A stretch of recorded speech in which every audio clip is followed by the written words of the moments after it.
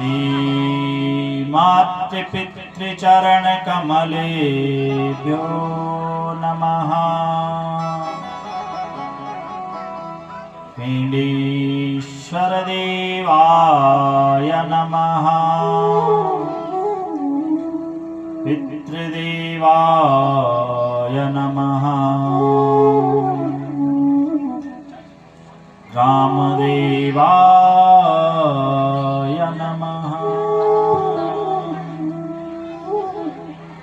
गजाननं भूतगणाधिसेवितम् कपेत्यजम्बो फलचारुभक्षणम्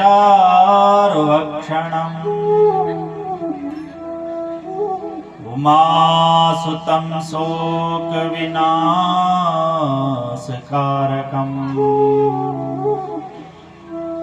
नमामि विघ्नेश्वरपादपङ्कजम्। लोकाभिरामं रणरङ्गधीरम् राजीवनेत्रं रघुवंशनाथम् कारुण्यरूपं करुणाकरन्तम्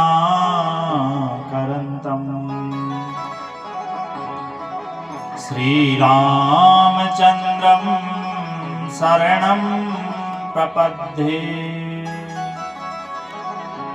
श्रीरामचन्द्रं शरणं प्रपद्ये।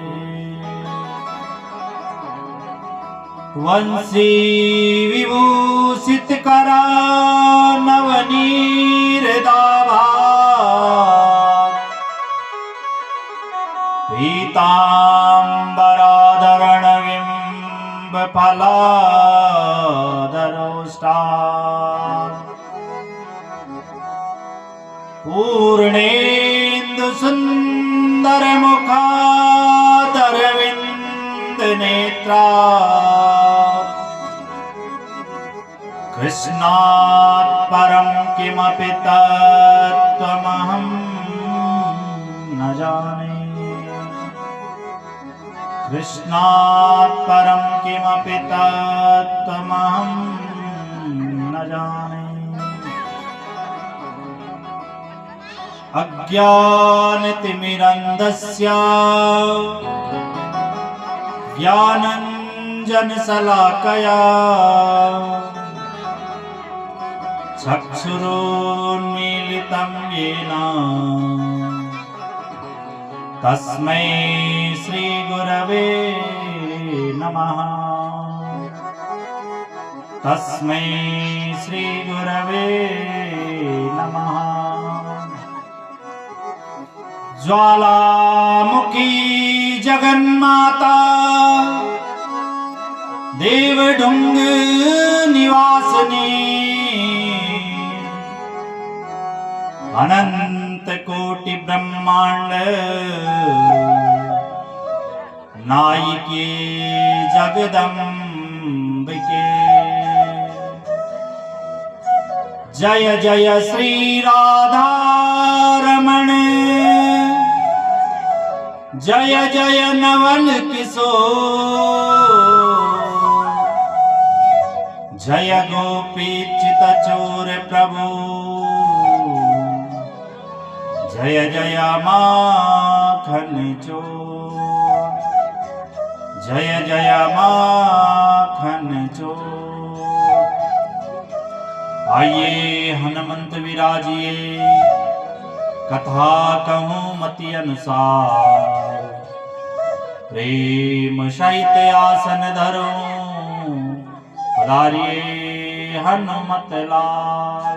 बोले हनुमान जी महाराज की।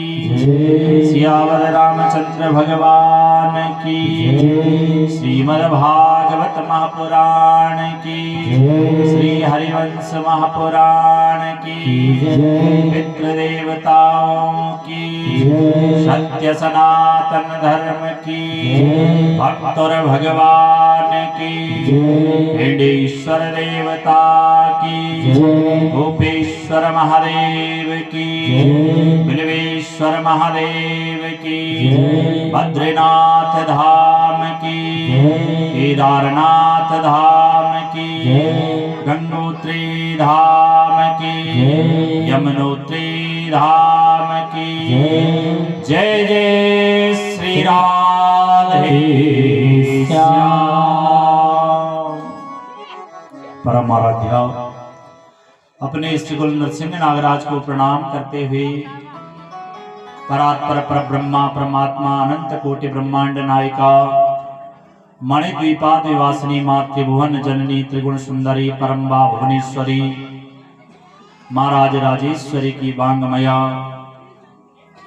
भगवान श्री सर्वेश्वर कुंज निकुंजेश्वर राधा रमण वादा हरण चिदाधार केवलाधार निराकार निर्विकल्प निरीह अकारण करुणावरणालया भक्तवांछा कल्पतरु भगवान श्री पीतांबरधारी सजिदानंद पदेश्वर पूर्ण चराचर वंदित परम पुरुषोत्तम भगवान बालमुकुंद की वांगमय शब्द विग्रह मूर्ति स्वरूप श्रीमद् भागवत महापुराण को प्रणाम करते हुए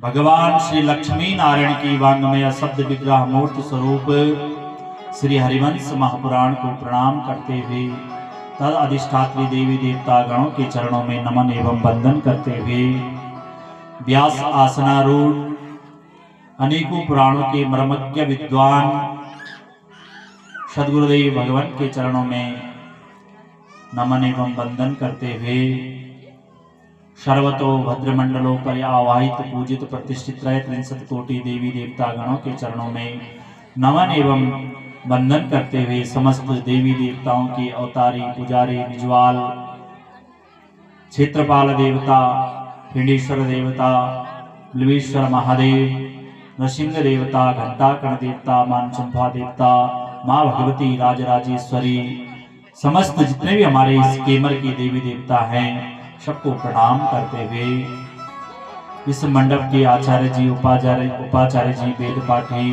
समस्त विप्र मंडली संगीत मंडली को साधुवाद एवं धन्यवाद या व्यासपीठ बारंबार देता है। अन्य सभी देवताओं के अवतारी पुजारी निजवाल यागी के यजमान परिवार जिनके द्वारा यह सप्ताह ज्ञान यज्ञ की 2 गंगा आपके कोठियाड़ा उपग्राम गवाना में लाई गई है। यह यज्ञ निर्विघ्नता आज भागवत भगवान की बड़े सौभाग्य की बात है।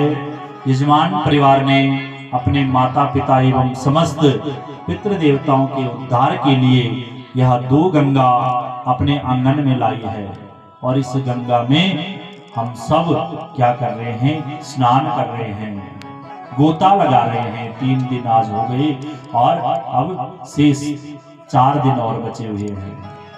जितना हो सकता है उतना पुण्य अर्जित कीजिए। यह जो पुण्य है यह बताकर नहीं आता है और बोल कर नहीं आता है। क्या मेरे से पूछ सकते हो आपके पास कितना पुण्य है? क्या पता मेरे पास पाप ही पाप हो।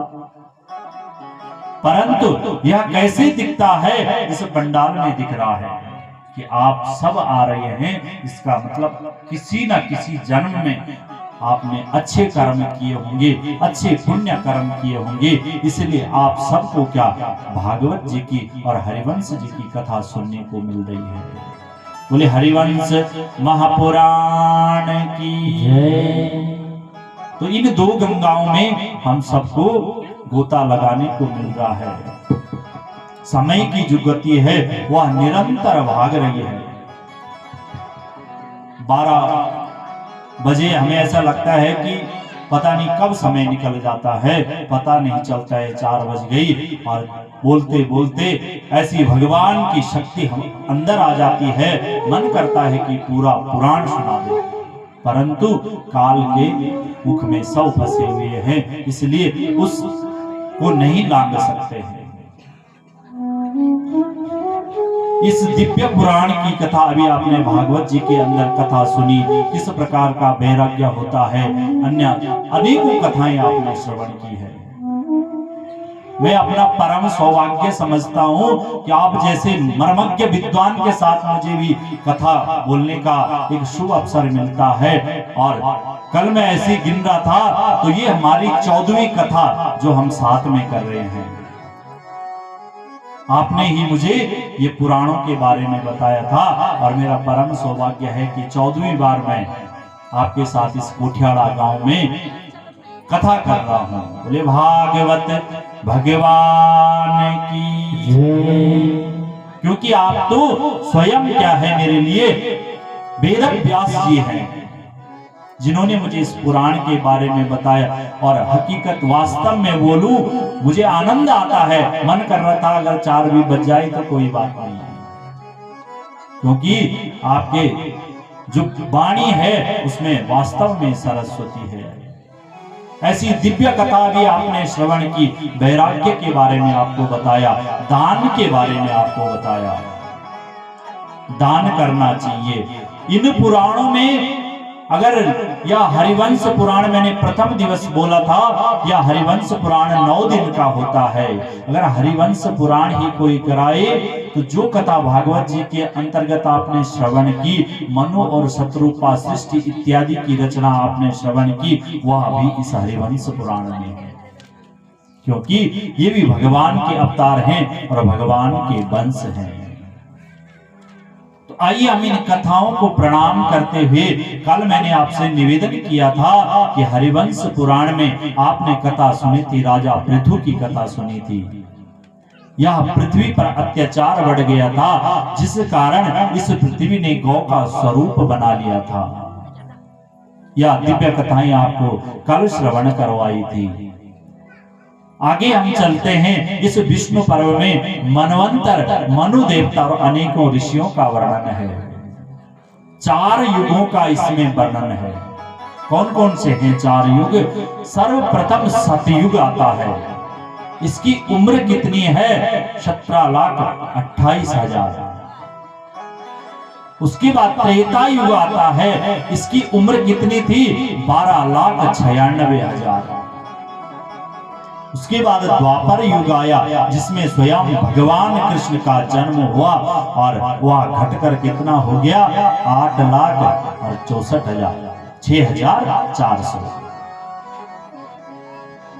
और उसके बाद क्या आया? जो वर्तमान में चल रहा है वह क्या है?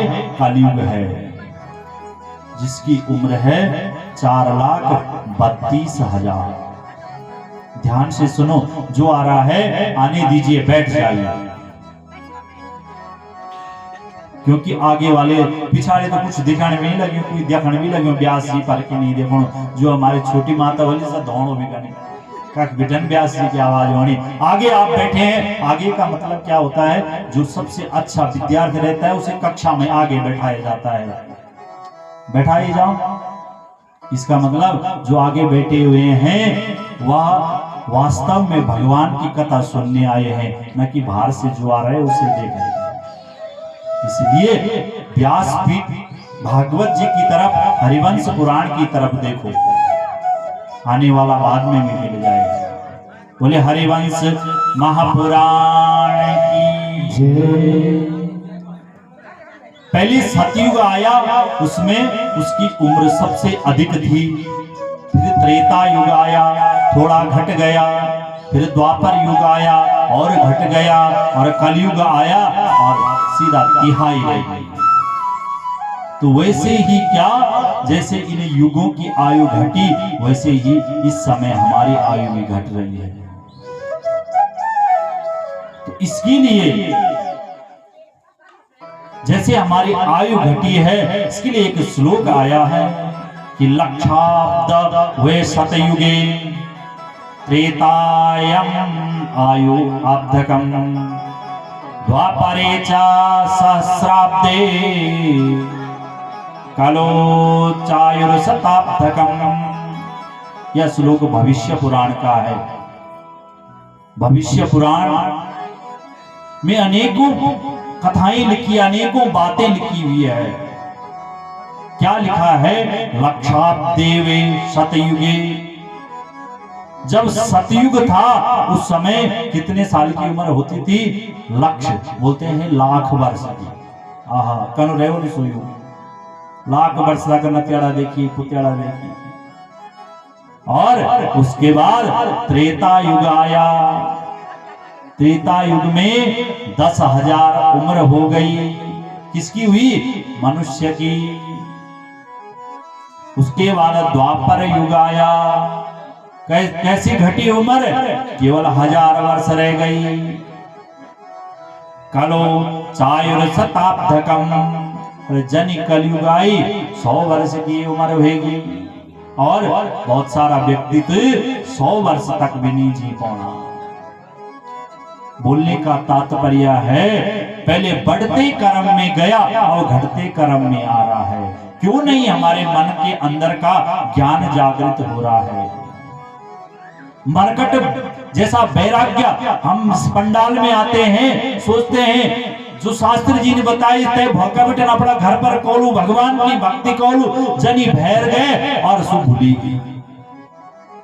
अभी आपने कथा सुनी मरकट वाला वैराग्य पूसा का महीना को ठंड रंदू दाल मती खटखटा बोल भोल जनी रात खोलली घर बनोलू और एक का उजाड़ जे एक का उजाड़ जे और रात फिर पड़ी और फिर हुए वैराग्य।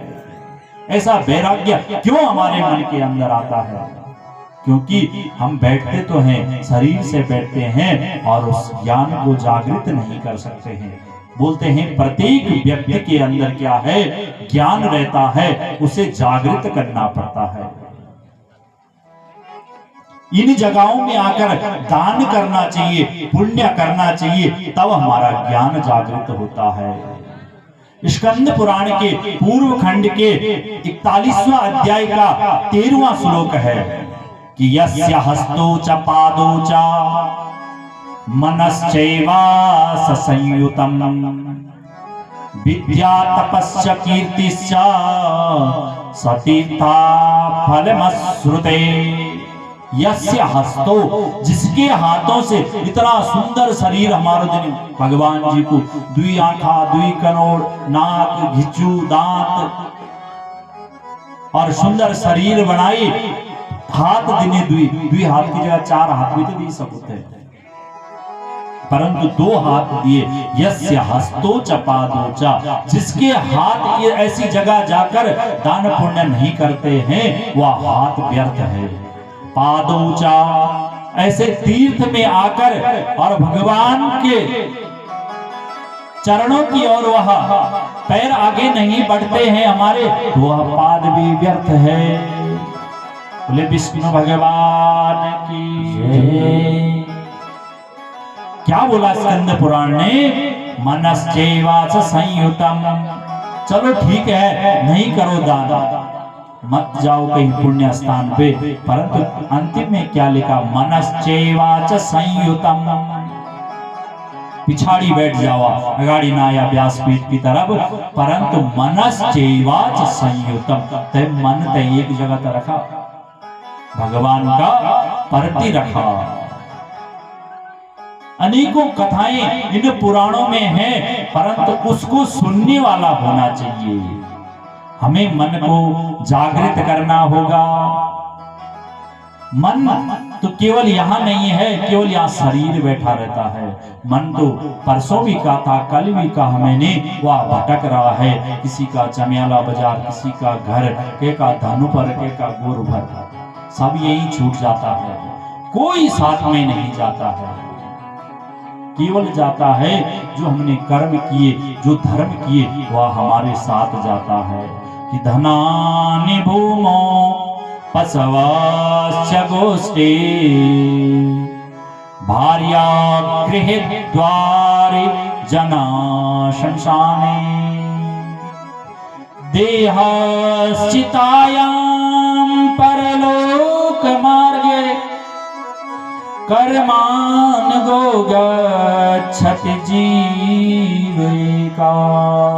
धनानि भूमो, जो धन कमाई लड़ाई करी थे और बड़ी मुश्किल से धन कमाई, वो धन भी जैद ये शरीर से प्राण छुटता माताओं, वो धन भी क्या भीतर जग लुकाई हुलू तक छूटी जाऊंगा। जब ये शरीर से प्राण निकलदा, पुत्र सबसे पहली गांव का लोग सबसे पहली कपड़ा खोलदा, भाई ये की चाबी कट रखी, ऐसा न हो वो चाबी अपने साथ ले जाए और इस पे आग लग जाए, फिर हमें ताला तोड़ना पड़े। धनानि भूमो पशवश्च गोष्ठा, 4-4 भैंसा रख्या, 4-4 घोड़ा रख्या, यदि ये शरीर से प्राण चली जाऊं सु भैंसु भी गुठियारा माँ ही बंदी रह जाए, वो भी नहीं जाऊंगी साथ माँ।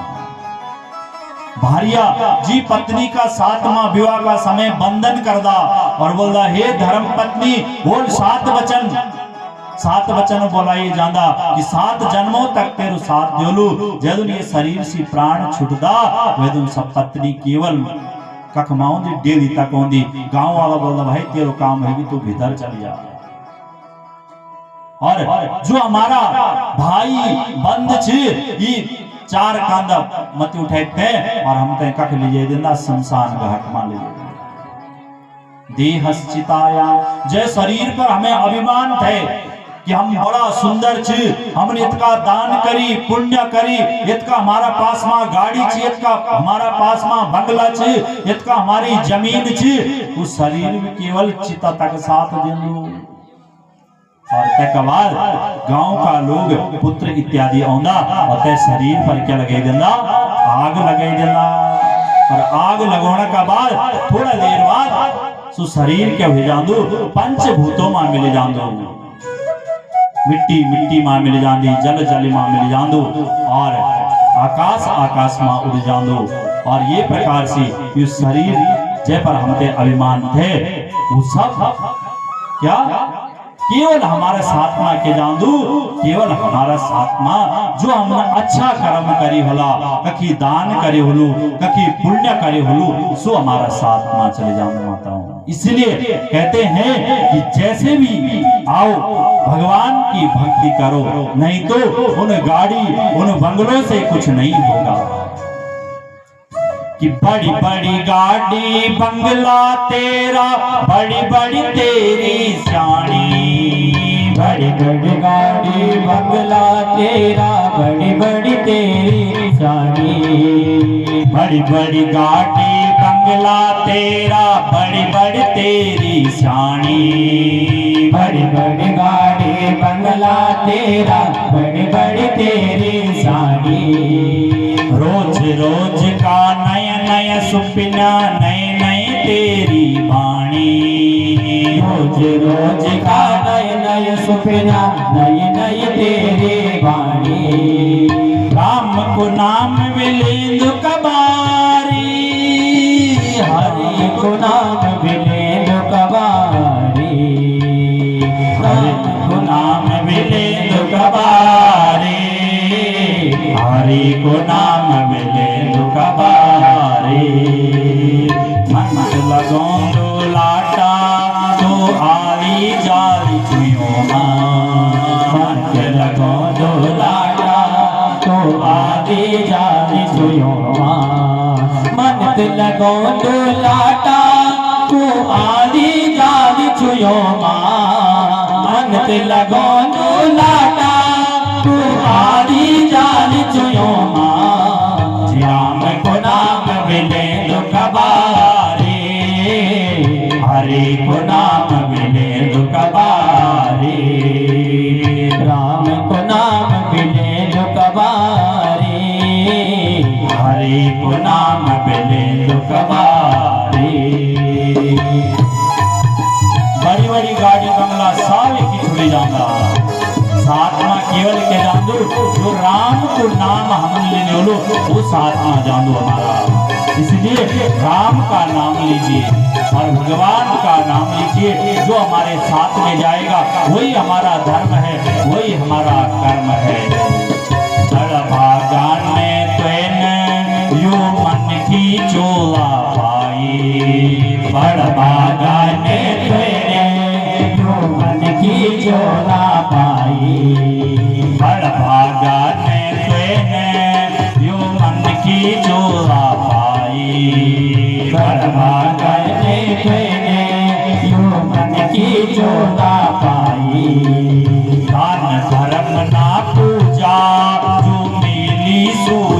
भाई। नाम धर्म ना को जा जो मेरे सोनी भाई। बात सुना दो सच्ची जर सोना ध्यान दे रे। बात सुना दो सच्ची जर सोना ध्यान दे रे। राम को नाम मिले तो कबारे। हरि को नाम मिले तो कबारे। राम को नाम मिले तो कबारे। हरि को नाम मिले तो कबारे। मन ते लगो तो लाटा तू आली जानी छुयो मां। मन ते लगो तो लाटा तू आली जानी छुयो मां। राम को नाम मिले तो कबारे। हरि को नाम मिले तो कबारे। हरि को नाम मिले तो कबारे। हरि को नाम मिले तो कबारे। राम को नाम मिले तो कबारे। हरि को नाम मिले तो कबारे। राम को नाम मिले तो कबारे। हरि को नाम मिले तो कबारे। इसलिए सब यही छूट जाना है। बड़ी बड़ी गाड़ी बंगला कुछ भी साथ में नहीं जाना, ये वास्ता भगवान को नाम ले लिया हुआ। ऐसी अन्य दिव्य कथाएं इस हरिवंश महापुराण में जो हमें प्रेरणा देती है कि भगवान का नाम लीजिए। मनवंतरों इत्यादि की कथा है और द्वापर कलयुग सतयुग त्रेता अन्य युगों का इसमें वर्णन है। उसके बाद इसमें कथा आती है राजा वैशंपायन जी से जन्मेजय राजन पूछने लगे महाराज आगे क्या कथा है इस हरिवंश पुराण में। तो वैशंपायन जी वैवस्वत मनु यम यमी यमुना अश्विनी कुमारों एवं शनेश्वर आदि की उत्पत्ति की कथा आज राजन वैशंपायन जी को श्रवण करवा रहे हैं कि विवस्वान कश्यपा यज्ञे दाक्षायण मंदिरम तस्य भार्या भवत संज्ञा त्वाष्टि देव विवस्वता। वैशंपायन जी कहने लगे हे राजन आगे इसमें कथा आती है कि अदिति मां और कश्यप जी के घर में एक दिव्य पुत्र का जन्म हुआ जिनका नाम विवस्वान सूर्य रखा गया। भगवान सूर्य की पत्नी का नाम संज्ञा था और इनके ससुर का नाम त्वष्टा था। भगवती जो संज्ञा थी भगवान सूर्य की जो धर्म पत्नी थी वह कैसी थी? सूर्य रेणुका थी और सुंदर थी। ये कौन से सूर्य की कथा है जो हमें प्रकाशमान करता है? उस सूर्य की कथा है। भगवान सूर्य की पत्नी का नाम क्या था? भगवान सूर्य के ससुर का नाम क्या था? भगवान सूर्य की माता पिता का नाम क्या था? ये अन्य दिव्य कथाएं इस हरिवंश पुराण में है। यह जो इसकी धर्म पत्नी थी भगवान सूर्य की, यह कैसी थी? दिखने में सुंदर थी कि भ्रतरूपेण नातुष्यत् रूप यौवन शालिनी संज्ञानाम सुतपस् दीप्तहिनेहा समन्विता।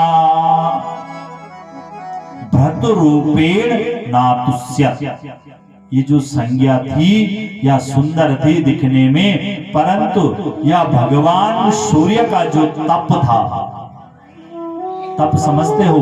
जेठा का महीना का सामने सुंदर सुंदर गुलाब का फूल खिलिया रहा, सुबीर काली अच्छा खिलिया रहा और जनी ही दिन में सूर्य तपदू से फूल मुरझे जाऊंगा। वही प्रकार से यह भगवान सूर्य की धर्म पत्नी संज्ञा थे, दिखण में सुंदर थे, परंतु जनी भगवान को तप तेज होते यह मुरझे जाते थे। भ्रतु रूपेण नातुष्यत् रूप यौवन शालिनी, यह इसे अच्छा नहीं लगता था। जिस कारण यह कैसे हो गई थी, मुरझा गई थी, या किसी के पास बोल भी नहीं सकती और मुरझा गई थी। वैशंपायन जी कहते हैं, हे राजन, भगवान जो सूर्य थे वह कैसे थे कि न खलवयम मृतंडोस्ता इति स्नेहाद भासत अज्ञानता कश्यपस्तस्मान् मार्तंडा इति चोच्चरे। वैशंपायन जी कहने लगे, हे राजन, एक समय की बात है, यह भगवान जब सूर्य मां के गर्भ में थे, न खलवा मृतंडोस्ता, इनका नाम एक मृतंड भी रखा गया था। वैशंपायन जी ने कहा, महाराज कैसे इनका नाम मृतंड पड़ा, वह मुझे सुना दीजिए। तो एक समय की बात है, यह जो मां अदिति थी, यह इसके उदर में गर्भ था, और गर्भ के कारण वहां क्या आते हैं, बुद्ध देव भिक्षा के लिए आते हैं, परंतु गर्भ के भार के कारण यह अदिति मां जल्दी जल्दी बुद्ध को क्या भिक्षा नहीं दे पाती है। कुछ समय व्यतीत हुआ, साधु महात्मा बाहर खड़े रहे द्वार पर, बुद्ध देव द्वार पर खड़े रहे, और जब अंदर से भिक्षा देने वाली मां अदिति बाहर नहीं आई तो बुद्ध देव ने उन्हें साप दे दिया। बोले, हे देवी, जिस गर्भ के भार के कारण तूने मुझे भिक्षा देने में इतना देर किया, जा तेरा ये जो गर्भ है यह मृतंड हो जाए, यानी उदर के अंदर यह मृत हो जाए। अदिति मां डर गई, या कैसा साप मुझे दे दिया, हाथ जोड़ती है, कहती है, हे प्रभु, हे ऋषिवर, हे बुद्धदेव, मेरे पे दया करो, मेरे से गलती हो गई, इसलिए मेरे को क्षमा करो। बुद्ध देव ने कहा, ये देवी, अब तो मैंने साप दे दिया, और वहां से चले जाते हैं। या मां अदिति रोती रोती अपने पति कश्यप जी के पास जाती है और रुदन करने लग जाती है। और पति देव ने पूछा, कश्यप जी ने पूछा, हे देवी, क्या कारण है, क्यों तुम रुदन कर रहे हो? तो आज अदिति मां ने सारा वृतांत अपने पति देव कश्यप जी को बता दिया। कश्यप जी क्या करते हैं, योग माया से ध्यान लगाते हैं कि वास्तव में बुद्ध देव ने क्यों इनको साप दिया, और जो इनके उदर में गर्भ है वह वास्तव में मृतंड होगा कि नहीं होगा, मृत होगा कि नहीं होगा। ध्यान लगाते हैं, और ध्यान लगाकर आज देवी अदिति के पास कहते हैं, हे देवी, क्यों चिंता करती हो? तुम्हारा जो यह पुत्र है, जब तक 9 मास तक तुम्हारे उदर में रहेगा, तुम्हारे गर्भ में रहेगा, तब तक ये मृत के समान रहेगा। मृत यानी इधर उधर नहीं भटकेगा। और जैसे ही या पृथ्वी में जन्म लेगा, इसका नाम मार्तंड रूप से विख्यात हो जाएगा। मार्तंड भगवान की, भगवान सूर्य का एक नाम मार्तंड भी पड़ा था। ऐसा आशीर्वाद अपने पति से लेकर आज यहाँ मां अदिति क्या प्रसन्न हो गई कि मनु वैवस्वता पूर्वा श्राद्ध देवा प्रजापति यमश्च यमुना चेवा यमज्ञो संभवता। वैशंपायन जी कहते हैं, हे राजन, भगवान का जब यह नाम भी विख्यात हो गया तो कुछ समय भगवान के विवाह को हुए देवी संज्ञा के साथ, और भगवान सूर्य अपना जीवन विचरण करने लग गए, इस संसार को प्रकाशमान करने लग गए। और भगवान सूर्य के घर पे भी कुछ पुत्रों की उत्पत्ति हो गई। तो जन्मेजय राजा को बताने लग गए वैशंपायन जी कि मनु वैवस्वतः पूर्वा, इनके घर पे जो सर्वप्रथम जो बालक हुआ उसका नाम वैवस्वत मनु रखा गया। द्वितीय जो इनका पुत्र हुआ वह स्वयं श्राद्ध देव यम हुआ, जो पितरों का तारण करता है। और उसके बाद इनकी एक पुत्री हुई जिसका नाम यमुना रखा गया, जो हमारी जो बाल गंगा है भगवान पिंडेश्वर के नजदीक से बहती है, वह भगवान सूर्य की पुत्री कही जाती है। बोले सूर्य नारायण भगवान की जय। ऐसा भगवान सूर्य का परिवार अब आगे बढ़ गया। एक समय की बात है, कुछ समय और व्यतीत संज्ञा देवी ने अपने पतिदेव के साथ किया और भगवान सूर्य के तप के कारण अब इसे सहा नहीं जा रहा था। इसने मन में विचार किया, क्या ऐसा विचार हो सकता है जिससे अपने पतिदेव से छुटकारा मिल जाए और इस गर्मी से मुझे क्या तपना ना पड़े। किसा विवर्ण तो तद्रूपम दृष्ट संज्ञा विवस्वता अशहन्ति च स्वच्छायाम सवर्णाम भी भवेत् तथा। इसने क्या विचार बनाया, अपने पति से छुपने के लिए एक ही विचार हो सकता है, यदि मायके चले जाओ और यदि लड़ाई कर दो।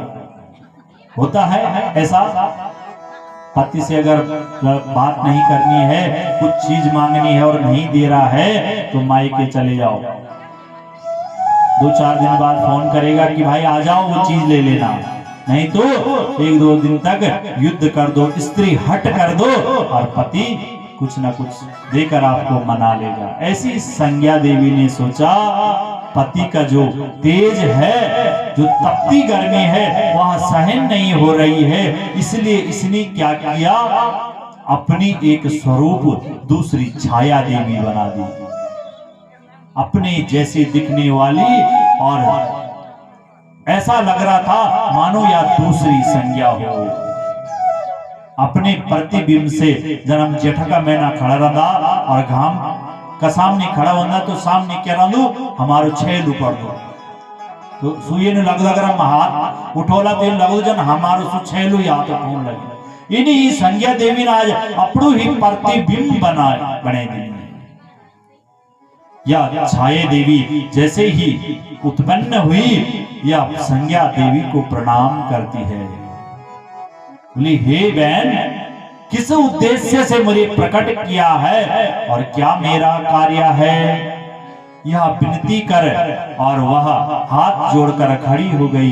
तब संज्ञा देवी कहने लग गई, अहम यस्यामि भद्रते स्वयमेवा भयं पितो त्वदेहं भवनिज्ञायं वत्सत्या निर्विकारया।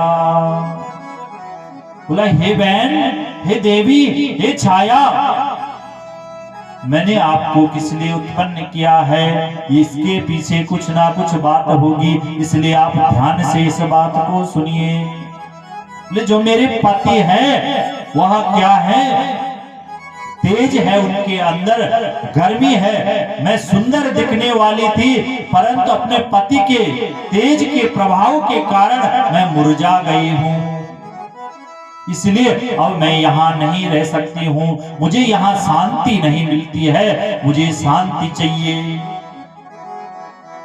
तो यह जो छाया देवी थी, इसने कहा ठीक है, और क्या आदेश है मेरे लिए। उसने कहा मैं अपने पिता के घर जा रही हूं।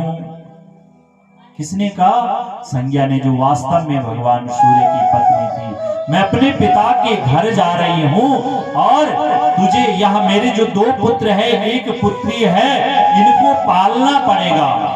इनको यहाँ एहसास न हो यह हमारी दूसरी माँ है, विमाता है, सौत माँ है, ऐसा इनको आवास नहीं होना चाहिए। और जो मेरे पति सूर्य देव हैं, उनको भी आवास नहीं होना चाहिए। इसलिए आप उनके साथ विचरण करो और इन पुत्रों को भी माँ का वात्सल्य दो। ऐसे आज यह संज्ञा देवी इनको समझाने लग गई। या जो प्रतिबिंब स्वरूप दूसरी दिखने वाली छाया थी, इसने प्रणाम किया। इसने कहा बहन ठीक है, परंतु मेरी एक शर्त है। क्या शर्त रखी इसने कि आकाचरण गणा देवी आशा पैत्रेवा करहिचित आख्यास्यामि मतम तुभ्यम गच्छ देवी यथा सुखम। कहा बहन ठीक है आप जा सकती हो, परंतु मेरी भी एक शर्त है। बोली क्या शर्त है? जब तक भगवान सूर्य मेरे केस ना पकड़ ले, तब तक मैं अपना कोई भी स्वरूप कुछ नहीं बताऊंगी। इस संज्ञा देवी ने सोचा मेरे पति क्रोध कभी नहीं करते हैं, ऐसी कभी नौबत नहीं आएगी कि जो इस छाया के बाल पकड़े जाए। संज्ञा देवी ने कहा हे छाया स्वरूप प्रतिबिंब, ठीक है मुझे आपकी शर्त स्वीकार है। यह कहती है गच्छ देवी यथा सुखम, जाओ तुम अपना मैत जाओ। भगवान सूर्य की पत्नी का वास्ता बंद ले गया प्रतिबिंब स्वरूप छाया देवी। तब भगवान सूर्य की जो पत्नी थी संज्ञा, वहां से चली जाती है। भगवान सूर्य को इसके बारे में कुछ भी पता नहीं है। भगवान सूर्य समझ रहे यही मेरी धर्म पत्नी है। कैसे दिन भर तो काम कर रहे हैं भगवान सूर्य। देखिए कहा हमारा ये संसार कितना बड़ा ये भारत है और सारी जगह प्रकाश हो रहा है। इतना बड़ा कार्य भगवान सूर्य कर रहे हैं। ऐसी भगवान दिन भर विचरण करते थे और सायंकाल अपने गृह में आते और थक के कारण सो जाते। भगवान सूर्य का ऐसा जीवन चलता चलता आगे चलता गया। भगवान सूर्य को कुछ भी पता नहीं चला। और यह जो संज्ञा देवी थी भगवान सूर्य की वास्तव पत्नी, यह आज अपने पिता त्वष्टा के घर चली जाती है। पिता त्वष्टा ने जैसे ही अपनी बेटी को देखा कि द्वार पर मेरी बेटी आ गई है, और आज बेटी को अकेले देखकर पिता ने कहा ये क्यों अकेली आई होगी? आज जवाई का साथ नहीं आई, क्योंकि कहते हैं पुराने लोग कहते हैं बेटी से प्यारो वाल जवाई। इसलिए आज त्वष्टा क्या सोचने लग गया कि पितु समीपगा सातु पित्रा निर्वित्सरस्तदा भ्रतु समीपम गच्छेता नियुक्ता च पुनः पुनः। वैशंपायन जी कहते हैं हे राजन, जैसे ही त्वष्टा की दृष्टि अपनी बेटी के ऊपर पड़ी और बेटी को मायके में देखकर तुरंत पूछने लगे कि पितु समीपगा सातु। जैसे वह पिता के समीप जाती है, पिता उसे बार बार पूछते हैं कि भ्रतु समीपगा गच्छेत, बेटी तू यहाँ क्यों आई और अकेली क्यों आई? तेरे पति का है, तेरा यह सच्चा सच्चा घर नहीं है। भ्रतु समीपगा गच्छेत, भ्रतु कहते हैं पति के लिए तू अपने पति के घर चली जा। मैंने तो तेरी डोली विदाई की थी और तू यहाँ क्रोध के कारण क्यों अकेली यहाँ आई है? क्या कारण है मुझे बता। और बार बार पूछने लग गए। बेटी को ऐसा देखकर आज त्वष्टा रोने लग गए, मन में अश्रु आ गए। क्यों ये अकेली आई होगी? क्या कारण रहा होगा? बेटी ने कुछ नहीं बताया। पिता की आज चिंता हो गई। उस समय उस जमाने फोन नहीं होते थे या कोई ऐसा संदेश नहीं होता था कि अभी फोन करें कि जवाई क्यों नहीं आए और बेटी क्यों मायके आ गई है। आज त्वष्टा उसे समझाने लग गए, बेटी मैंने तुझे ऐसा संदेश नहीं दिया था। जब मैंने तुझे विदा किया था उस समय मैंने तुझे उपदेश दिया था कि आज से तेरा जो घर है वह सत्य घर तेरे पति का ही है, पति के घर पे ही रहना, और अगर आना है मायके तो अपने पति को भी लेकर आना। ये माताओं, ये जो संदेश है जिस प्रकार त्वष्टा ने अपनी बेटी संज्ञा को दिया, ये हम सब के लिए है। बेटी अगर मायके आए, अकेली आए, क्रोध में आए तो उसे बोलना। जब माँ अपनी बेटी को विदा करती है तो वह रोती है, तो उस समय रोने से पहले एक संदेश देना चाहिए, अच्छा संदेश देना चाहिए। बेटी, हम तेरे को विदा कर रहे हैं और आज से तेरे जो पति हैं वही तेरे परमेश्वर हैं, जो सास है ससुर है वही तेरे भगवान हैं। ये संदेश देना चाहिए माताओं, सबके लिए है, सबकी बेटियां हैं और सबकी बहुएं हैं। अगर इस प्रकार से हम संदेश देंगे तो मुझे नहीं लगता कि यह सनातन पीछे जाएगा। ये जो तलाक, ये घटनाएं हो रही है, यह नहीं हो सकती अगर हमारी जो माताएं हैं वह अच्छा संदेश अपनी बेटी को देंगे। जिस समय पिता बेटी का विवाह करता है, अपना सर्वस्व लुटा देता है पिता। माँ तो केवल घर का कार्य काम संभालती है, परंतु पिता कम से कम जब लड़की की बात होती है दूसरे के घर में विवाह के लिए, उस समय से टेंशन में आ जाता है। सोना क्या भाव होगा, चांदी क्या भाव होगा, क्या अपने जवाई को दूंगा, क्या अपने समधी को दूंगा। क्या बेटियों का कर्तव्य नहीं होता है कि उस पिता के बारे में समझे? उस पिता ने क्या नहीं किया आपके लिए, उस माँ ने क्या नहीं किया है आपके लिए। दो कुलों का लाज आपके ऊपर दे दिया और आपके मन के अंदर ऐसी अग्नि प्रज्वलित होती है कि आप अपना देह त्याग कर देते हैं। ऐसा कार्य कभी नहीं करना चाहिए। ये जो शिक्षा है, मैंने प्रथम दिन भी कहा, दूसरे दिन भी कहा, यह शिक्षा माँ की होती है। माँ को अपनी बेटी को अच्छी शिक्षा देनी चाहिए। आज त्वष्टा भी इसी प्रकार से मन मलिन हो गया और रोने लग गया। बेटी, जब मैंने तेरी विदाई की थी उस समय मेरे मन के अंदर के जो उद्गार थे वह रो रहे थे। तो इसी प्रकार जब भी साधारण व्यक्ति, हम भी बेटी की विदाई करते हैं तो उस समय माँ तो सामने रोती है, परंतु पिता क्या दरवाजे के पीछे जाकर रोता है। माता, सबसे कठिन घड़ी पिता के लिए होती है। माँ तो सबके सामने रोती है, पिता किसी के सामने रो भी नहीं सकता है और पिता मन ही मन सोचता है। ऐसा संदेश अपनी बेटी को देता है। ये भजन के माध्यम से, हमारे बडोनी जी के माध्यम से हम गाते हैं कि क्या कैसे उस समय पिता की गति होती है।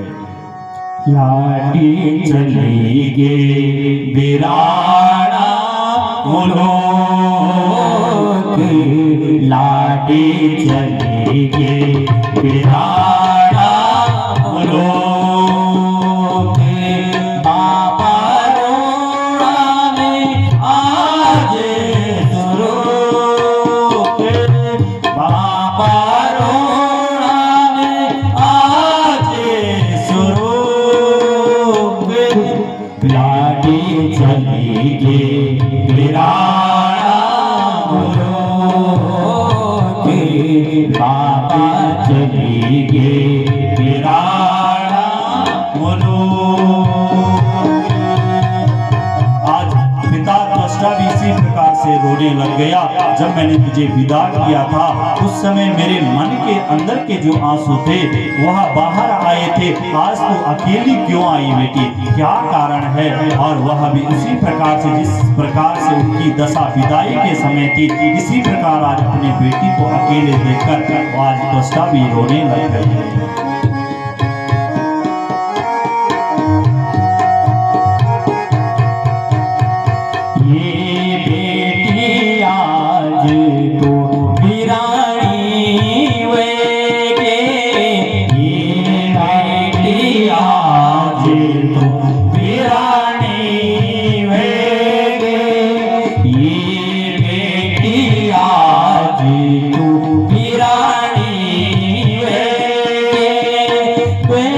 छोटी लाडी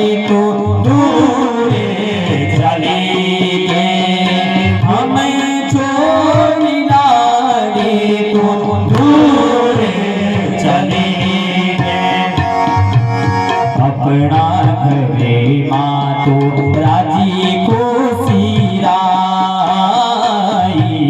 अपना घरे मातो राजी को सिराई। हमारी खुद मातो ज्यादा ना खुदे, हमारे खुद मातो ज्यादा ना रुवे, लागे चलेगी वीराना बोलो की, लागे चलेगी वीराना बोलो की।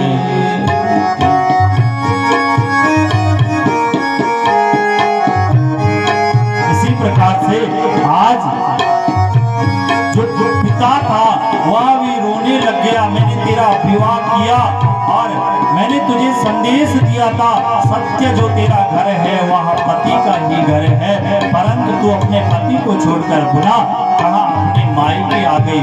क्या कारण है, क्या किस वजह से तू यहाँ आई, क्यों तेरी ऐसी दशा है और मुझे क्यों नहीं अपने बारे में बता रही। इस प्रकार से आज त्वष्टा पूछने लग गए।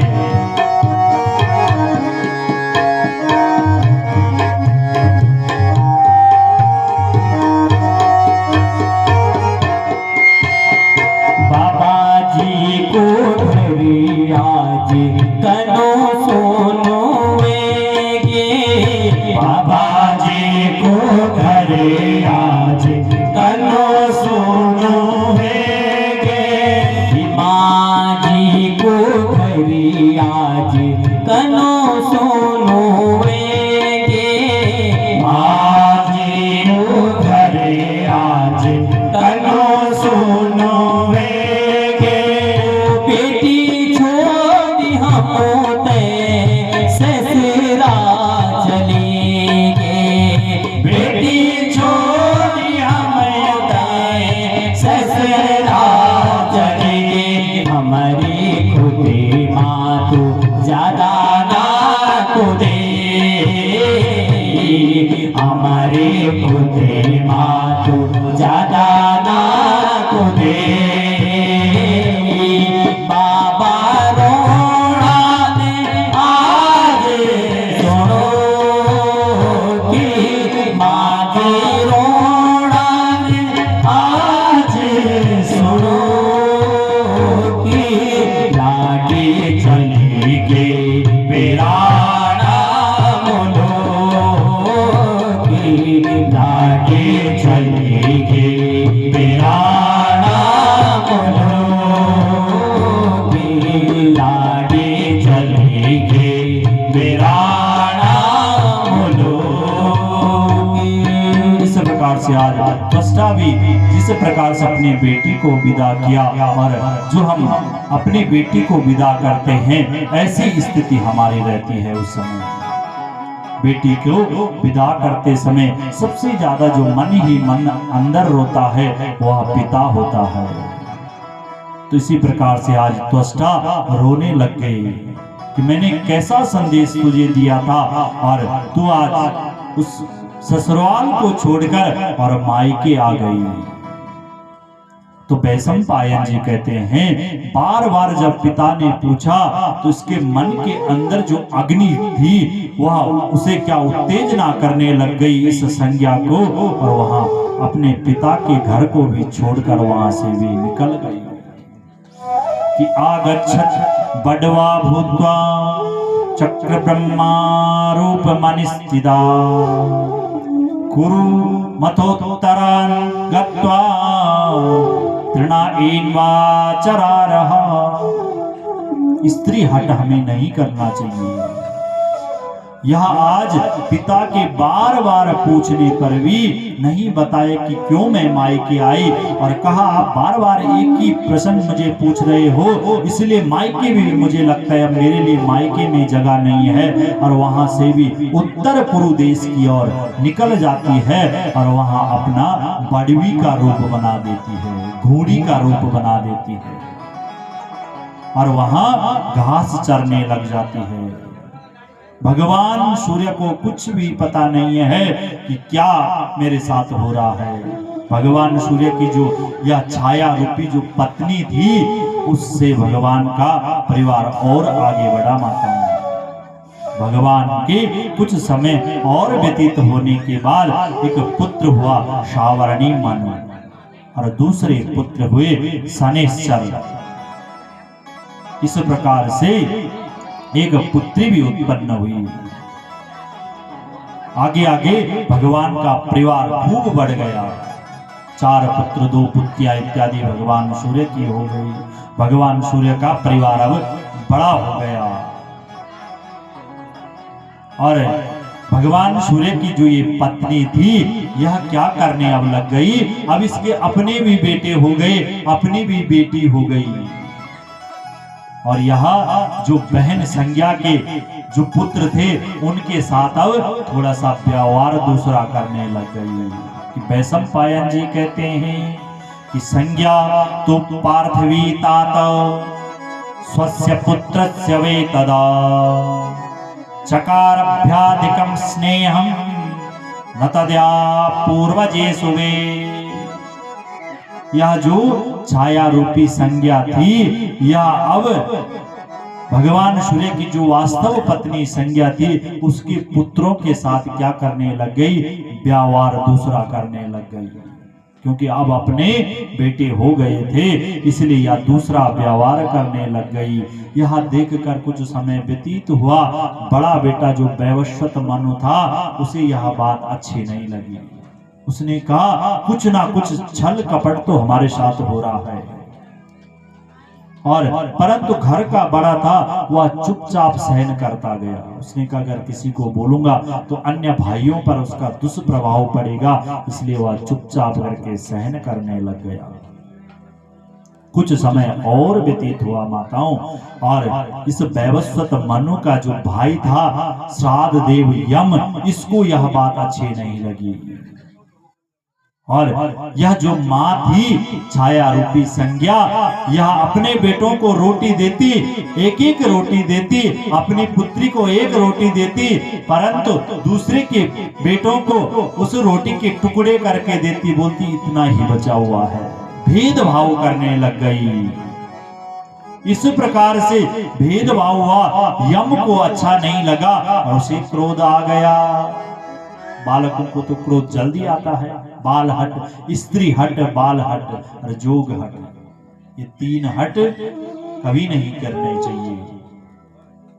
इसी प्रकार से इसने क्या किया, उस यम ने अपनी मां के ऊपर पैर दिखा दिया,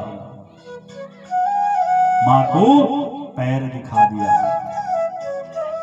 वैशंपायन जी कहते हैं हे राजन, जैसे ही इस प्रतिबिंब स्वरूप छाया ने देखा कि यह जो संज्ञा का पुत्र है या मेरी तरफ पैर दिखा रहा है, इसको क्रोध आ गया। यह कहने लगी अगर मेरा अपना होता तो मेरे को पैर नहीं दिखाता, और इसे क्रोध आ गया कि मैंने तो तुझे बालक की तरह पाला है, तेरा लालन पालन किया है, आज तू इतना बड़ा हो गया कि मुझे पैर दिखाने लग गया। तो वैशंपायन जी पुनः कहते हैं कि तथा क्रोधात् सावर्णा जननी नृपा चरणा पपात ये मेषा तवेते वृष दुखिता। जैसे ही इसने सुना, ये बालक ने देखा मेरी माँ को क्रोध आ गया, परंतु ये कुछ नहीं कह सका।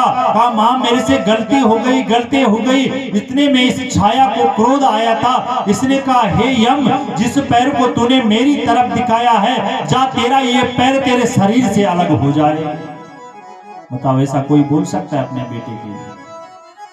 नहीं बोल सकता है। परंतु इसे थोड़ा सा वही से ऐसा नहीं लगा क्या मैं बोल रही हूँ। इसलिए माताओं, मुख से कभी बच्चे होते हैं वह शैतानी करते हैं, और हमारी जो मन के अंदर, इस शरीर के अंदर बोलते हैं कि दिन में एक बार माँ सरस्वती जरूर बैठती है। इसलिए अच्छे वचन बोलने चाहिए। ऐसा न हो जिस समय आप किसी के लिए कुछ बोल रहे हो और उसी समय आपके मुख में मां सरस्वती ने प्रवेश किया और वह बात सत्य हो गई। इसलिए ऐसा नहीं बोलना चाहिए, कोई कटु वचन नहीं बोलना चाहिए। इसने क्या किया, आज यम को साप दे दिया। और यह जो यम था वह डर जाता है क्रोध के कारण। इस छाया ने जैसे ही साप दिया वह डर जाता है और बालक का स्वरूप था, बालक का मन था और यह रोने लग जाता है, कहने लग जाता है अपने बड़े भाई के पास, हे भाई, माँ ने क्या कह दिया और अब मेरा एक ही पैर रहेगा, मैं कैसे चलूंगा, कैसे मैं आपके साथ खेलूंगा, कैसे मैं इधर उधर जाऊंगा। रोने लग गया भाई के पास और भाई ने कहा ठीक है चुप हो जाओ। और इतने में भगवान सूर्य घर पर आ जाते हैं। बोले सूर्यदेव भगवान की जय। भगवान सूर्य जैसे ही घर पर आते हैं और यह यम रो रहा था, इसने सारा वृतांत सुना दिया कि सापोयम विनिर्वर्तेता प्रोवाचम पितरा तदा मात्रा स्नेहेन सर्वेषु वर्तितव्यम सतेषु वे। इसने कहा हे बेटा क्यों रो रहा है, क्या कारण है। भगवान सूर्य के पास आज इन पुत्रों ने, यम ने सारा वृतांत बता दिया, पिता मैंने ऐसा कार्य किया और इस कारण से माँ ने मुझे दंड दे दिया। अब मैं बताऊं, मैं तो बालक हूं, मुझे पता नहीं था कि इस कारण मां मुझे इतना बड़ा साप दे देगी। भगवान सूर्य कहते हैं अरे चुप हो जाओ, हो सकता है तुम्हारी मां के ऊपर काम का क्रोध होगा और आप लोगों ने परेशान किया होगा, इस कारण मां को क्रोध आ गया होगा। भगवान सूर्य उस प्रतिबिंब स्वरूप छाया रूपी संज्ञा के पास जाते हैं, कहते हैं हे देवी, ये आपने क्या किया, क्यों अपने पुत्र को साप दिया, क्या कारण है। यह छाया कुछ नहीं बोलती है, बात टाल देती है, कहती है भगवान सूर्य आपने ही बेटे बिगाड़ रखे हैं,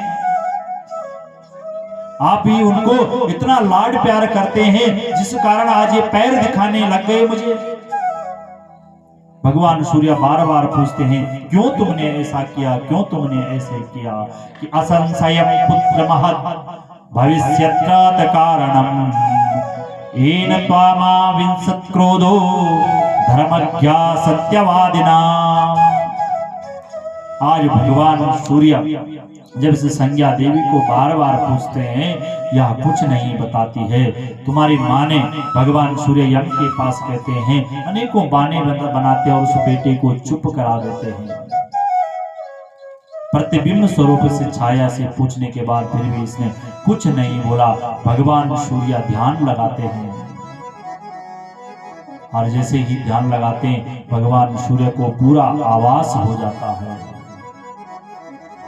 भगवान सूर्य इस बेटे को कहते हैं, यम को कहते हैं, हे बेटे, हे पुत्र, मुझे पता है तुमने जो तुम तो छोटे हो, परंतु तुम्हारी माँ ने जो तुम्हें साप दिया वह साप असत्य नहीं हो सकता है, वह साप तो तुम्हें लगेगा, परंतु उस साप का मैं निवारण करता हूं कि न शक्य यन्यथा कर्तु मया मातुर्भवस्वता क्रमयो मासमादाया यस्यन्ति धरणी तलम।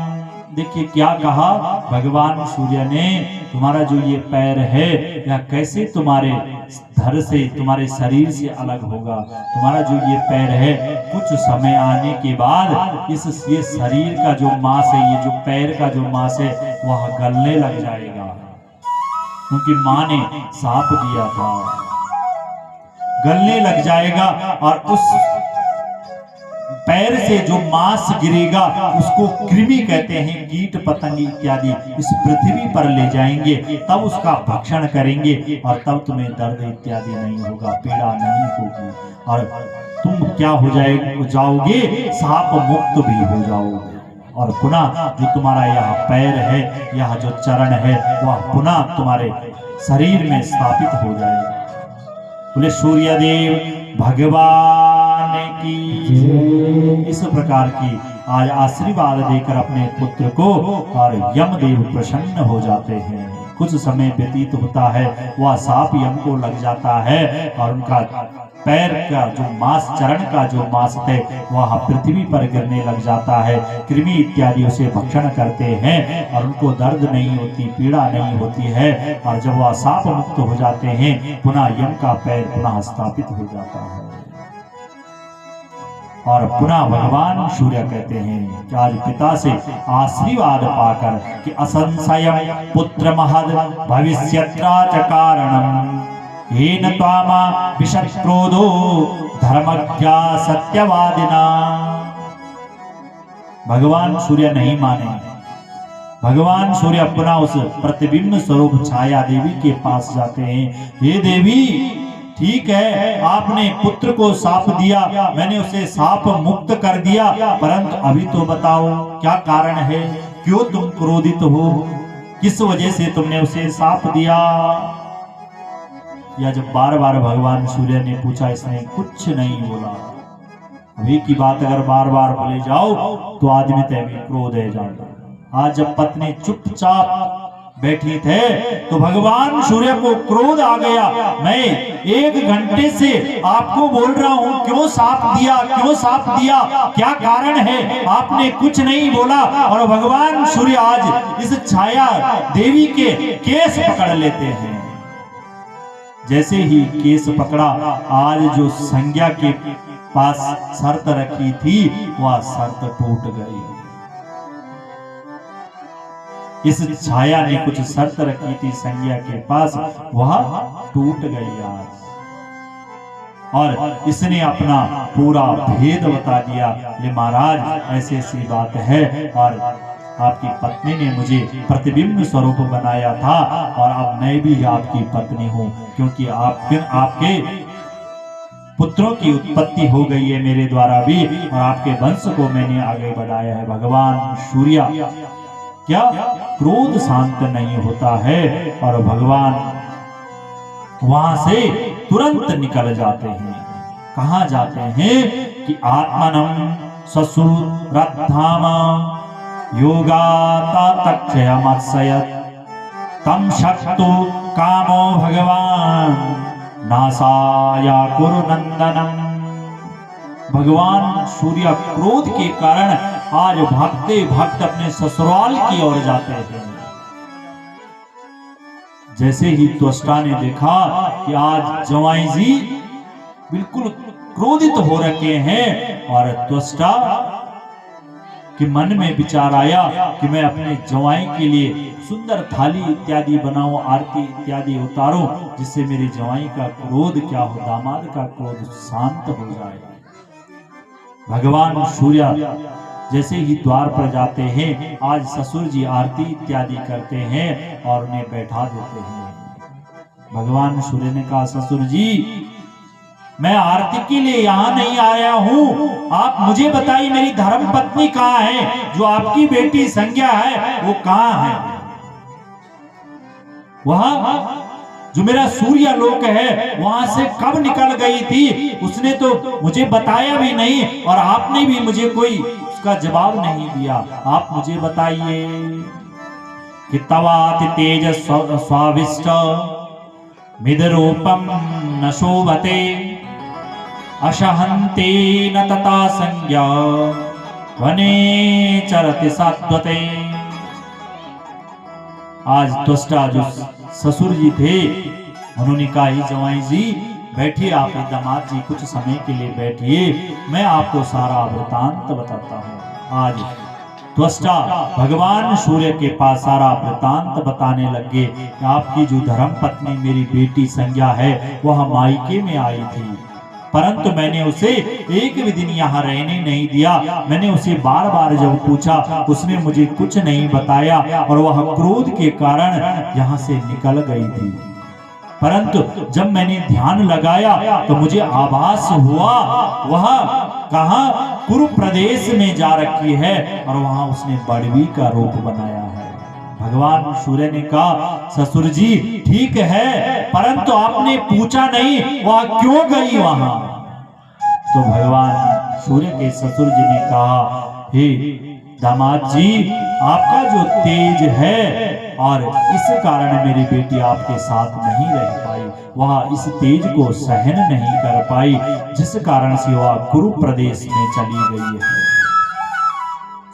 भगवान सूर्य ने जैसे ससुर जी के मुख से यह बात सुनी तो ससुर जी ने कहा, हे दामाद जी, अगर आपका क्रोध शांत हो तो मैं आपके लिए अच्छा सा विचार लेकर आया हूं।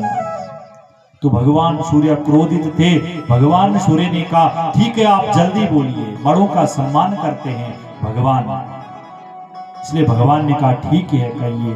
तो तब आज भगवान सूर्य कहने लगे कि अनुकूलम तु देवेश यदि स्यान् मम तन्मता रूप निवृत्तयं माध्य तव कांताय मंदिरम। क्या कहने लगे? त्वष्टा, हे देवेश, हे सूर्य, अगर आप मेरी बात मानते हो, मेरी विनती मानते हो तो मैं आपको सुंदर बना सकता हूं। भगवान ने कहा, मैं सुंदर नहीं हूं। कहा, नहीं, आप सुंदर हो, परंतु जो आपका ये तेज है मैं इसको और भी सुंदर आकार दे सकता हूं। भगवान सूर्य ने जैसी यह बात सुनी, बोला, ऐसा सुंदर बन के क्या होगा? बोला, कुछ नहीं होगा, आपकी जो धर्म पत्नी है, जो मेरी बेटी है, वह आपके साथ पुनः आ जाएगी। भगवान सूर्य ने सोचा, ठीक है, अगर ऐसा हो सकता है तो भगवान सूर्य क्या हो गए, इस शर्त को आज ससुर जी की बात को मान गए। भाई, बोलने का तात्पर्य है, भगवान ने हमें सुंदर रूप दिया, सांवला रूप दिया, गोरा रूप दिया, काला रूप दिया, और अगर कोई ब्यूटी पार्लर वाला कहता है आप 10,000 रुपए दे दो, मैं आपको गोरा बना सकता हूं, हो सकता है क्या? ऐसा नहीं हो सकता। भगवान सूर्य ने भी समझाया, ससुर जी, ऐसा नहीं हो सकता है, मेरा आकार नहीं बदल सकते हो, मैं तो सुंदर पहले ही दिखने वाला हूं। कहा, नहीं, मैं आपका तेज कुछ और कम कर सकता हूं, जिससे जो मेरी पुत्री है वह आपके साथ विचरण कर सके। कहा, ठीक है। भगवान सूर्य पहले तिरछे थे, भगवान ऐसे गोल नहीं थे, भगवान सूर्य टेढ़े मेढ़े थे। इसलिए भगवान सूर्य ने इस शर्त को स्वीकार कर लिया, और आज जो ससुर जी हैं वह अपने जवाई को सुंदर बनाने लग गए। कि ततोभ्यु कदमाता त्वष्टा मार्तंडस्य विवस्वता भ्रामि आरोप्य तथा तेजा शतमासाय भारता। वैशंपायन जी कहते हैं, हे राजन, त्वष्टा ने भगवान सूर्य को कहां समीप पे ले गए। पुराना जमाना में पहली सान लगोनत है, पदियोनत है, तो एक गोल सान होता है। सान समझते हैं, जैसे चाकू इत्यादि तेज करदा, कैंची इत्यादि तेज करदा। अभी वर्तमान में साइकिल में सी होता, साइकिल लिखते हैं और आपका चक्कू तय रखदा और तक बटन चिनगारी निकाल दी। देखते हैं साधारण भाषा में बोली सकदा, ये टाइल लगाई, टाइल काटने वाली मशीन आपने देखी? सबने देखी, सबके घर पे लगी हुई है। तो जब उस टाइल को काटते हैं तो उससे चिनगारी निकलती है, यानी जो टाइल की जो धार है, जो उसके अंदर ब्लेड लगी है, उससे वह टाइल कटती है। कई प्रकार के पहले एक सान होता है, देखते हैं पलियोण बोल सकता। तो भगवान सूर्य को आज त्वष्टा उसके समीप ले गए और उसमें भगवान सूर्य को घिसने लग गए। भगवान सूर्य को घिसने लग गए। कैसे घिस रहे थे? जिस प्रकार से आजकल हम घिसते हैं मेकअप ब्यू मां कुछ न हो, परंतु ब्यूटी पार्लर जाना। अभी करवा चौथ आई और बोल के पहले ब्यूटी पार्लर जाना होता है सुंदर दिखने के लिए, अपने पति को मैं सुंदर लगूं। उसी प्रकार से भगवान सूर्य भी क्या आज पत्नी की वजह से शान पर चढ़ गए और घिसने लग गए। भगवान सूर्य को आज त्वष्टा घिसते घिसते भगवान सूर्य का घर्षण होने लग गया, जिस कारण भगवान सूर्य को जैसे ही घर्षण हुआ तो भगवान सूर्य का आकार गोल होने लग गया। भगवान सूर्य अत्यधिक सुंदर दिखने लग गए। भगवान सूर्य को देखकर कि आदित्य द्वादशे हेवा संभूता मुख संभवा धाता अर्यमा च मित्रस्य वर्णो सो भगवस्तथा। भगवान सूर्य का जैसे ही घर्षण हुआ, वह जो चिनगारियां थी वह व्यर्थ नहीं गई। उन चिनगारियों से 12 सूर्य और निकल गए। द्वादश आदित्य जिन्हें कहते हैं, 12 सूर्य और निकल गए।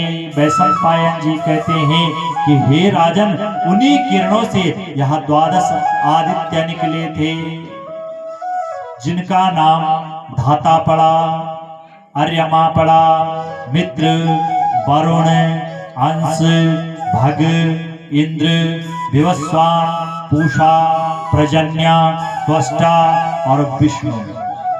यह 12 जो सूर्य हैं या जो 12 आदित्य है, भगवान सूर्य की किरणों से भगवान सूर्य को जब घर्षण कर रहे थे वहां से निकले।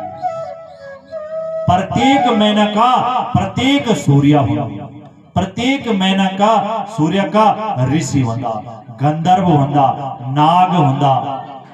प्रत्येक महीना का अलग अलग सूर्य होगा। बैसाख का महीना को जो सूर्य रंग कहते हैं, अर्यमा नाम को सूर्य बोले जाते हैं। जेठ के महीने का जो सूर्य रहता है उसको मित्र नाम का सूर्य कहा जाता है।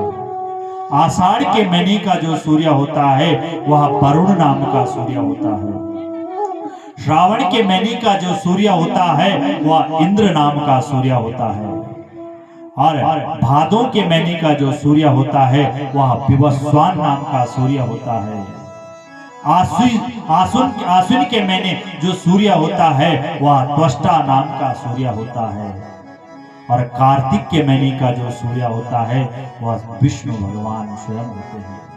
यू मैंने क्या लगे कार्तिक को महीने, तो इस समय स्वयं जो भगवान की जो सूर्य की जो किरणों से भगवान विष्णु का नाम और सुदर्शन चक्र इत्यादि निकले थे वह स्वयं भगवान सूर्य के ही अंश हैं। मार्गशीर के महीने का जो सूर्य है वह अंश नाम का सूर्य है। पौष के महीने का जो सूर्य है वह भग नाम का सूर्य है। माघ के महीने का सूर्य पूषा नाम का सूर्य है। फाल्गुन के महीने प्रजन्य नाम का सूर्य है। और चैत्र के महीने का सूर्य धाता नाम का सूर्य है। ये 12 महीनों का 12 सूर्य चाहिए। क्यों 12 सूर्य हुए? अभी इस समय जेठ के महीने का अगर सूर्य होता तो कैसा होता? अभी आधा दिन और गर्मी लगता है हम इसलिए भगवान ने कहा जैसे जैसे मेरे भक्त रहेंगे उस प्रकार से मैं अपनी भी आकृति बदलूंगा। बोले सूर्य देव भगवान की जय। इस प्रकार से 12 आदित्य आज प्रणीत हो गए। आगे वैशंपायन जी कहते हैं कि एव संपूजयामास त्वष्टवाक्यामुवाचः गच्छ देवी निजं कुरु चरते सोत्तरता गच्छ देवी निजं कुरु चरितम सो उत्तरतातरम। कि आप हे भगवान सूर्य आप एक काम कीजिए। बोले क्या काम करना है? आप उत्तर की ओर पूर्व प्रदेश में चले जाइए और वहां जाकर जो आपकी धर्म पत्नी संज्ञा है वह विचरण कर रही है और वहां जाकर आप अपनी पत्नी को ऐसा सुंदर रूप दिखाना। भगवान सूर्य ने कहा ये प्रस्ताव तो ठीक है। और भागते भागते आज उत्तर पूर्व प्रदेश की ओर चले जाते हैं जहां इस देवी ने बड़वी का रूप बनाया था, घोड़ी का रूप बनाया था। और भगवान सूर्य ने भी अपना वहां सुंदर बड़वा का रूप बना दिया, यानी अपना घोड़ी का रूप भगवान सूर्य ने बना दिया। बोले हरिवंश महापुराण की। और यह देवी जो बड़वी थी इसने जैसे ही देखा कि बड़वा यानी जो भगवान सूर्य है उन्होंने अश्व का रूप बना दिया। भगवान सूर्य के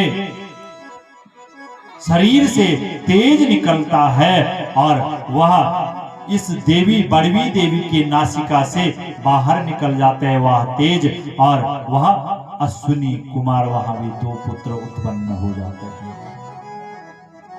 सूर्यदेव भगवान की जय। अब यह संज्ञा जैसे ही देखती है कि मेरे जो पति हैं सूर्या, इन्होंने बड़वा का रूप बनाया, तो यह सुंदर अपना अब पुनः अपने रूप में प्रणित हो जाती है, और वहां भी 2 पुत्र उत्पन्न हो जाते हैं। भगवान सूर्य देवी अपना स्वरूप में भगवान सूर्य आए। इस संज्ञा देवी ने देखा और अपने पति को सारी बातें पूछी, आप इतने सुंदर कैसे लग रहे हो? तो आज क्या भगवान सूर्य सारी बातें बताने लग गए। यह जो काम है, यह जो कार्य है, यह आपके पिता ने किया है, और इसी कारण मैं इतना सुंदर दिख रहा हूँ। कहा अब जो मेरा तेज है वह आपकी सुंदरता को खराब नहीं करेगा, अब आपकी सुंदरता बनी रहेगी। किसको कह रहे हैं भगवान सूर्य? अपनी धर्म पत्नी को। आज भगवान सूर्य का वंश बहुत विस्तार हो गया। भगवान सूर्य अब क्या अपने पुत्रों के साथ, अपने दोनों पत्नियों के साथ क्या खुशहाली से अपना जीवन यापन करने लग गए। भगवान सूर्य के पुत्र बड़े बड़े हुए। भगवान सूर्य ने कहा अब पुत्र बड़े हो गए, अब इनका बंटवारा कर देते हैं। तो भगवान सूर्य ने महाकांतिमान धर्मराज यम को पितरों का अधिपति बना दिया। जो यमराज थे, यम थे, उनको क्या बना दिया? पितरों का अधिपति, पितरों के देवता बना दिए। और तपस्या की दो धनी शावरणी मनु थे, उनको प्रजापति बना दिया। शनेश्वर को ग्रहों का राजा बना दिया, और अश्विनी कुमारों को स्वर्ग का दैत्य बना दिया। भगवान सूर्य ने अपने पुत्रों को क्या दे दिया? राजपाट दे दिया। और ऐसा राजपाट देने के बाद सुंदर जो उनकी 2 पुत्रियां थी, और जो पहली संज्ञा देवी की जो पुत्री थी यमी, यवसी तो या तो यमी कन्या यशस्विनी अभवत सा सरिश्रेष्ठा यमुना लोक भावनी। वैशंपायन जी कहते हैं कि हे राजन, अपने पुत्रों को राज्य देने के बाद इस भगवान सूर्य ने समझा या जो मेरी पुत्री है इसको मैं नदियों में जो श्रेष्ठ यमुना है उसका पदभार दे देता हूं, और इस देवी को, इस पुत्री को आज नदियों का सबसे श्रेष्ठ नाम दे दिया, और इसको यमुना देवी का साम्राज्य दे दिया। जो यमुना मैंने अभी भी कहा था कि हमारे बालगंगा जो नदी है यह भगवान सूर्य की ही पुत्री, आप इसको मानो। इस प्रकार से सबको अलग अलग राज्य देने के बाद भगवान सूर्य प्रसन्न हो जाते हैं और अपना जीवन सुख यापन करने लग जाते हैं, और समय की कुल भी पूरी हो गई।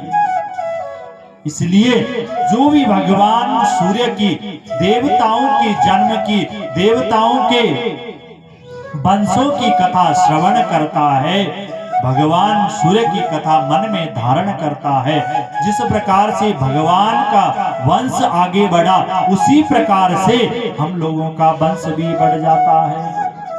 जिन पितृ देवताओं के निमित्त यह कार्य हो रहा है उन पितरों का उद्धार हो जाता है।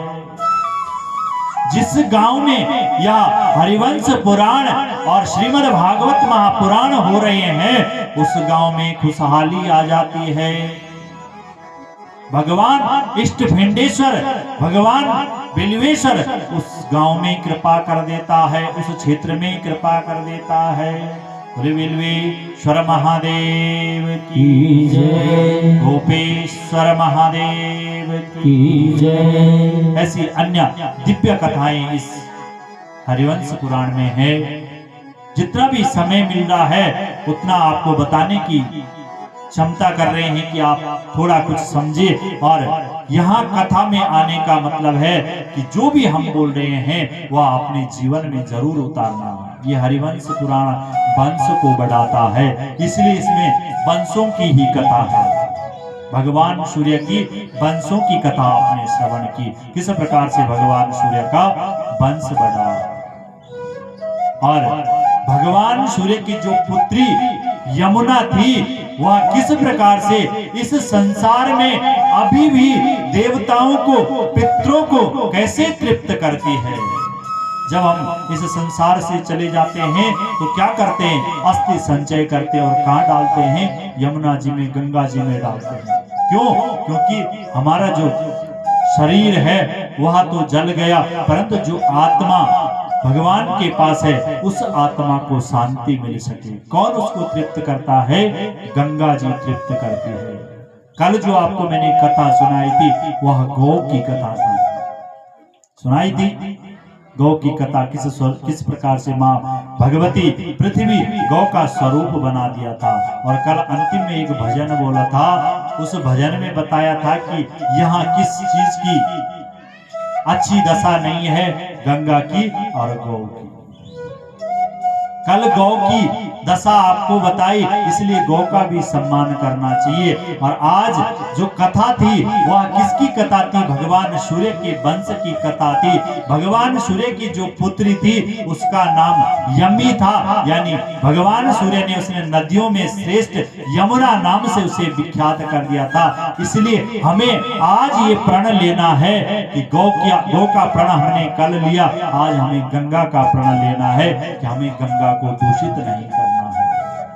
तो आइए भजन के माध्यम से हम माँ गंगा को मनाते हैं, उस यमुना देवी को मनाते हैं और उसके बाद अपनी वाणी को विराम देते हैं कि गंगा जी गंगा जी गंगा जी, गंगा जी गंगा जी गंगा जी, तो जान मेरी आपड़ी माँ जी, तुम जान मेरी आपड़ी माँ जी। गंगा जी गंगा जी गंगा जी, गंगा जी गंगा जी गंगा जी, तो जान मेरी आपड़ी माँ जी, तो जान मेरी आपड़ी माँ जी। कैसी है ये गंगा? हमारी अपनी माँ है, इसलिए माँ को कभी दूषित नहीं करना है।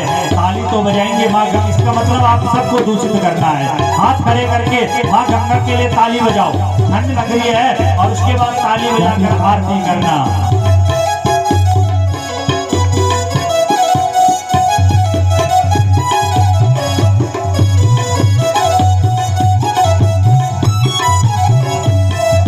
तेरा दर्शन के माँ देव तरसादा, तेरा दर्शन के माँ देव तरसादा, व्याकुनी भगते माँ धूपाणु लांदा, व्याकुनी भगते माँ धूपाणु लांदा। तेरा दर्शन के माँ देव तरसादा, तेरा दर्शन के माँ देव तरसादा, व्याकुनी भगते माँ धूपाणु लांदा, व्याकुनी भगते माँ धूपाणु लांदा।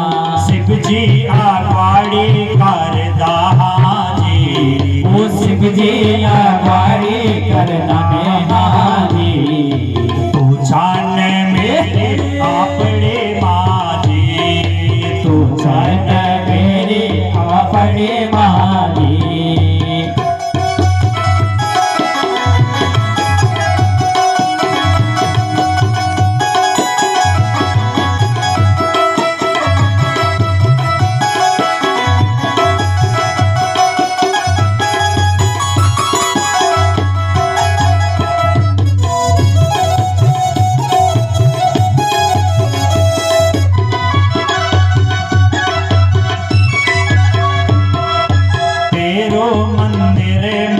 ऊंची गंगोत्री, तेरो मंदिर माँ ऊंची गंगोत्री, छोटी बहन तेरी रहती छोटी बहने तेरी मारेगी यमुनोत्री।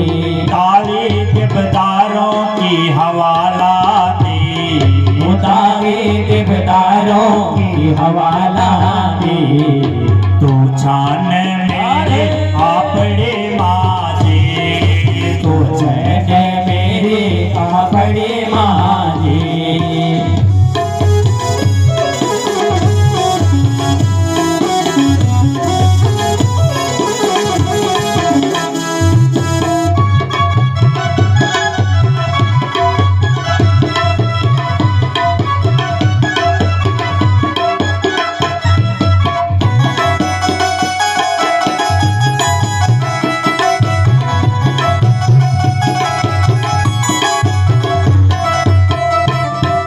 संतनो राजा की तू बनी रानी, संतनो राजा की बनी रानी।